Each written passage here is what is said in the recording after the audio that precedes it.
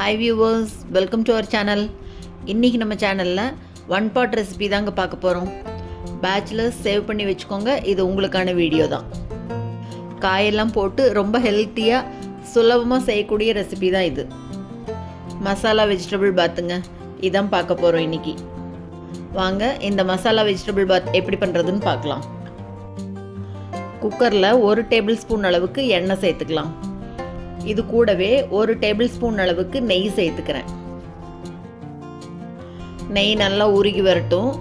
நெய் உருகி வந்த உடனே இது கூட கடுகு சேர்த்துட்டு கூடவே 1/2 டீஸ்பூன் அளவு சீரகம் சேர்த்துக்கிறேன். இது ரெண்டும் நல்லா பொரியட்டும். இப்போ 1 கொத்து கருவேப்பிலை, கொஞ்சமாக துருவின இஞ்சி, ஒரே ஒரு பெரிய வெங்காயம் நல்லா பொடி பொடியாக கட் பண்ணது, இது எல்லாத்தையும் சேர்த்து லேசாக வதக்கி விட்டுக்கலாம். ரொம்ப சுலபங்க இது. லஞ்ச் பாக்ஸ் ரெசிபியாக கூட எடுத்துகிட்டு போகலாம். வெங்காயம் வதங்கிட்டு இருக்கும்போதே இப்போ இது கூட 2 பச்சை மிளகாயை நீட்டமாக கீறி வச்சுருக்கேன், அதையும் சேர்த்து வதக்கிக்கலாம்.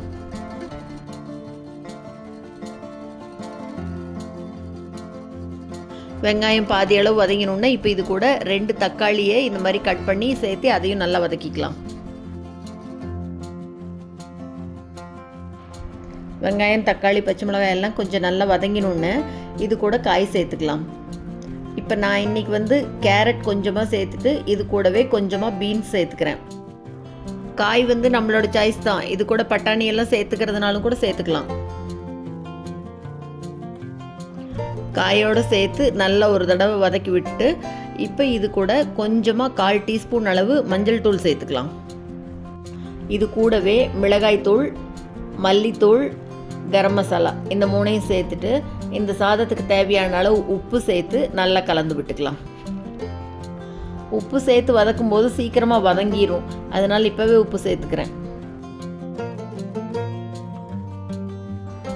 எல்லாத்தையும் இப்போ நல்லா கலந்து விட்டதுக்கப்புறமா 1 கப் அரிசி, 1/2 கப் அளவு துவரம்பருப்பு நல்லா 2-3 தடவை வாஷ் பண்ணிவிட்டு 20 மினிட்ஸ் ஊற வச்சுருக்கேன், அதையே இப்போ இது கூட சேர்த்துக்கலாம்.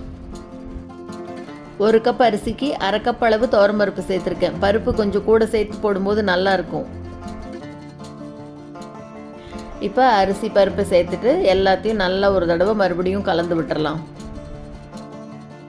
இப்போ இது கூட தண்ணி சேர்த்துக்கலாம்.